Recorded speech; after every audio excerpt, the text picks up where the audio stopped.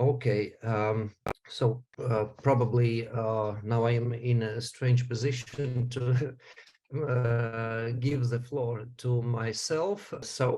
I will speak also about the topic, which is kind of complicated if we particularly speak about the language pair English-Latvian, and when we try to observe what actually happens in the speech of Latvian artists in art studios, in the communication among themselves.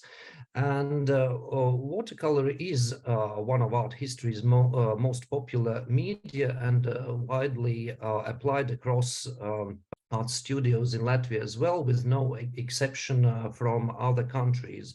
And Latvian watercolor painters admit that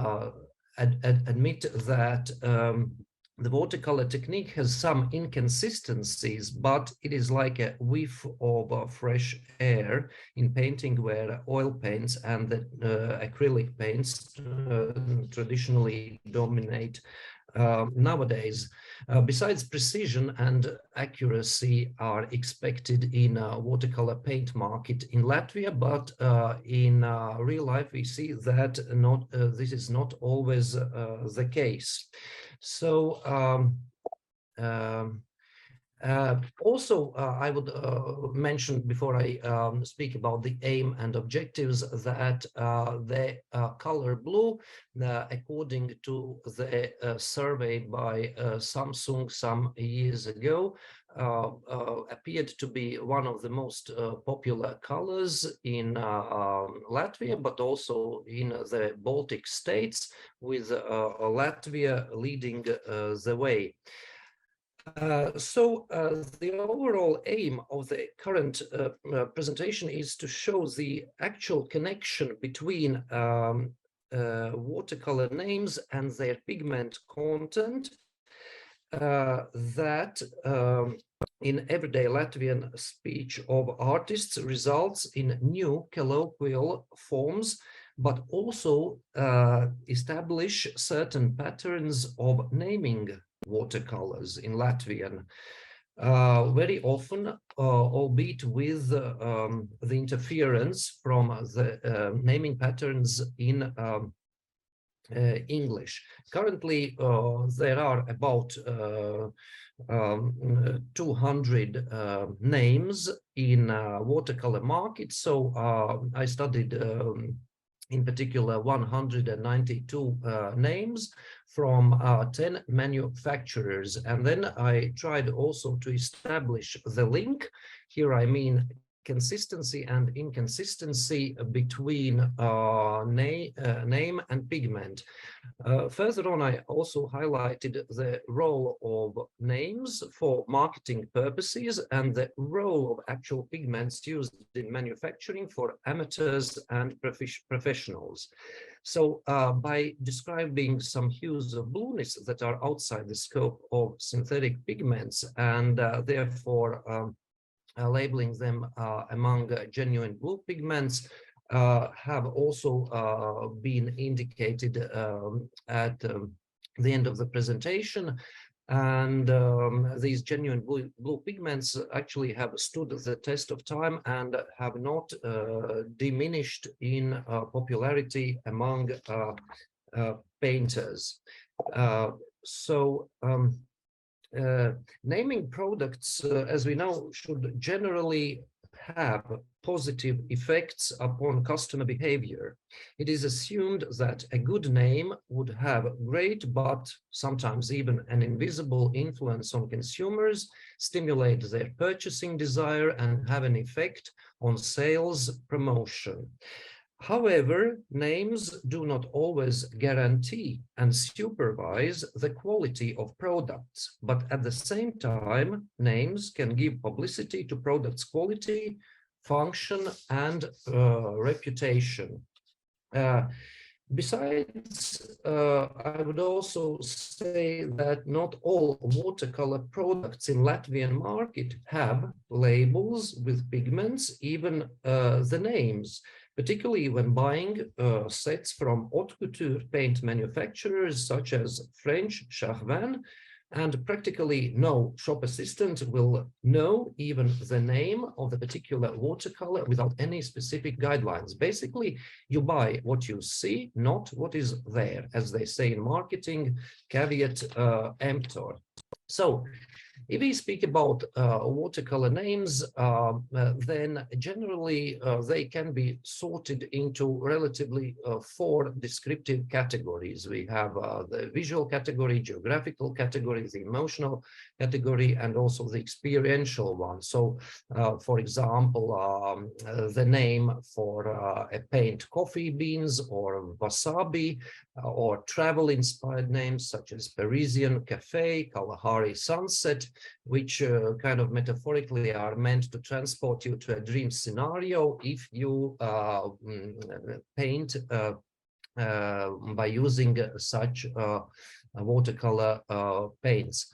However, the confusion can arise because we also have noticed that the marketing name may not tell, let's say, the buyer anything about the pigment ingredients that are actually in the paint. So on the right side, we can see that, for instance, if the marketing name is cobalt blue, then we have 3 also possibilities. So the actual ingredient may also be cobalt blue.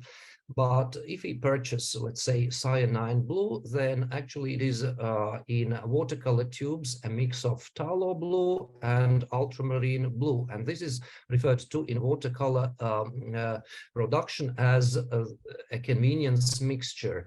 Or we have also the hue mixture. For instance, if we have the name cobalt blue, then basically there is nothing about cobalt in watercolor paints, but it's a mixture of phthalo blue and ultramarine blue.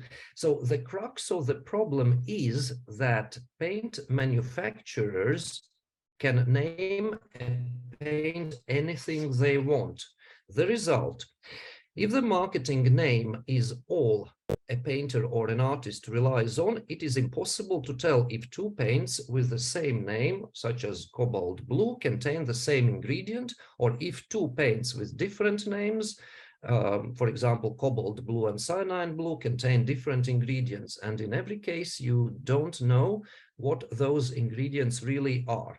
In majority of the cases, paint manufacturers simply replace the pigment name with an alternative, marketing alternative. So in students' grade paints, by mixing relatively cheap synthetic ultramarine and phthalo blue pigments, we derive a name for the mixture cobalt blue.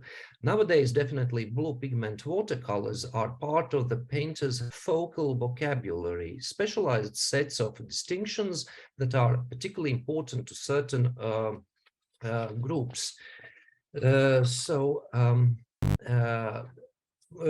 In search of perfect blue paints, we may complicate things a little bit further. There are no strict standards as to how to use the pigment load and types of binders proportionally to the pigment load. So we see that one and the same pigment used in products of 2 different companies may also have 2 different names. The only solution is to be familiar with the product and its coloring and staining properties. So in this case, for instance, Schmincke's Delft Blue, which contains exactly the same pigment as Daniel Smith's Indenthrone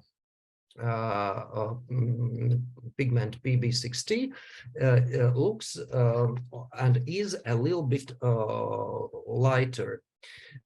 So when we look at the names and naming patterns of watercolor paints, we can see that currently there are certain patterns which are widespread across major also producers of watercolor paints. So, for example, we may have a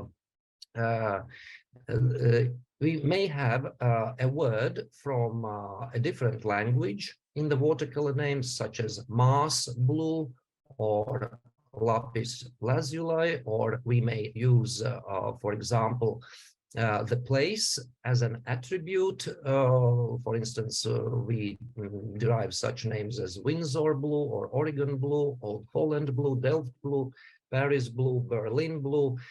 Or we may use adjectives attributively to describe a certain shade of blue, royal blue, cerulean blue, French blue, or we may instead use a noun as an attribute, for example, mountain blue, azure blue, hydrangea blue, and teal blue. We also may emphasize in the name of the watercolor the origin. For example, Prussian blue, phthalo blue, anthraquinone blue, which is in other watercolor names produced by different companies referred to as indanthrone or cobalt blue. And then we have a set of watercolor paints which contain genuine minerals, and they can have such names as ultramarine or turquoise.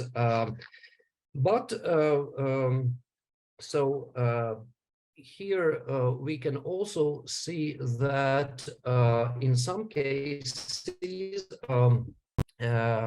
even if we have the correct designation of the name, where we indicate, for example, the mineral used in watercolors, we see that, for example, that one and the same pigment, lapis lazuli, can look very different. For example, if we speak about Chilean lapis lazuli or the most highly praised Afghan lapis lazuli. So Daniel Smith's watercolor paint is more granulating and lighter than the Afghan lapis lazuli, which is probably currently, along with Mars blue, the most expensive and bluest of all the blue pigments in watercolor markets.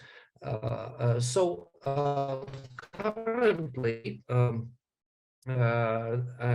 artists have been lucky by scientific serendipity that the bluest pigment ever of the blue, namely Yin Min blue, has been invented.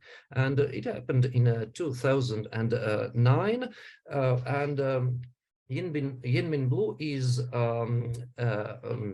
a pigment which has not only artistic but also protective properties, for example, against overheating from radiation. Now, if we look at some consistencies and inconsistencies between the name of the paint and the actual pigment of watercolors, we see that, for instance, Yin Min blue, whose designation of the pigment is PB86, is also known in watercolor market as Mars blue or Oregon blue. If we speak about the blue, which is not anything in particular in terms of the shade or hue or tint, we refer to it as the watercolor with the pigment load PB9. Then we also have pigments such as cyanine blue, and for example, different companies use that pigment in their watercolors, but they name the product differently. For example, one and the same paint content may be referred to as Windsor blue, Old Holland blue, or Blue Lake. And very often the beginners in the art world, they make a minor financial mistake. They think that the difference lies in the name, but actually why buy three different names if you actually get one and the same product, basically? Then the same situation is about the Prussian blue, which is marketed in as Delfter blue, French blue, or Paris blue. Cobalt blue often is sold as cerulean blue or cobalt teal. So we also have several variants. It's a little bit more complicated with ultramarine blue, because the ultramarine blue pigment PB29 nowadays is very often obtained synthetically, and such watercolor paints are frequently known as azure blue or blue outremer, cerulean blue hue. So we have very many variants for the ultramarine blue synthetic pigment in watercolors. And the same about cerulean blue. We see that currently in the market we have actually also several names: cobalt blue green, cobalt blue light, and Indanthrone blue, which contains pigment PB60, also has several names such as anthraquinone blue, delft blue, and royal blue. Nevertheless, we also have a series of natural blues, which are most sought after, because they are obtained from highly prized minerals such as apatite, azurite, lapis lazuli, Mayan blue, turquoise, and natural indigo. So we could say we have a dozen of product names with fewer pigments than names. If I wanted, for example, to create watercolor, which is very easy to make, I could label it, for example, Latvian marine blue, and market it. And some people do that. For instance, the pastel producing company La Maison du Pastel in Paris has introduced pastel which has the name Baltic green, thus kind of indicating that there is something specific, in the greenness of the Baltic nature. Although if we break it down to the actual pigments, we see that the situation is a little bit different. So it is a complicated, for example, end product. If we speak about making creative names and products, watercolor products for the market, is that, for example, Yinmin blue would be a little bit more complicated to make in home conditions, because there is no way we can probably heat, let's say, yttrium oxide or indium oxide and manganese oxide at 1300 degrees centigrade in home conditions. So currently, due to a complex technological process, it is among the most expensive watercolors in the market, along with Afghan lapis lazuli.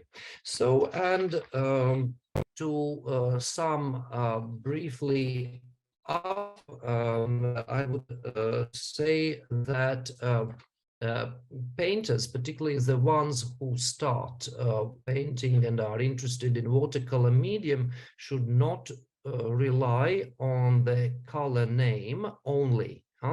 So it is very important to pay attention to the type of pigment used, and the same pigment can be named by manufacturers as they see them fit for marketing, and conversely, different pigments can actually be given the same name. So if we speak about the blue watercolor paints, the most popular and frequent pigments have the following names currently in the market: cerulean blue, ultramarine deep, indigo, cobalt blue, and Prussian blue, and then some also watercolor paints containing natural ground stone particles. Most watercolor names are also unique to a particular manufacturer. Different companies will have blue turquoise or blue lake. However, most other pigmented watercolor names do not feature pigments different from most other pigments. For example, royal blue, which is pigment 28, that is cobalt blue, and also blue verditer, which is also known as azurite. So if we speak about the bluest of the blue pigments currently available, so we should pay attention to genuine watercolor paints, and some companies do indicate not then the pigment number, but for example, they add the word genuine to the name. For example, lapis lazuli genuine. Yinmin doesn't need any extra designation because it is a relatively new pigment which was discovered in 2009, and there can be no variations of it at the moment. And other natural blue pigments such as azurite and lutea plant pigments are rarely represented across brands, but they are still most sought after and most expensive of the blue pigments. When it comes to names and when we observe the way how artists communicate among themselves, then very often we use literal strategies or just add the company name before the actual watercolor name. So in Latvian, we still probably need to find the balance between the naming strategies of watercolor and matching that with the pigment load that these watercolor paints contain. Thank you for your attention at the moment.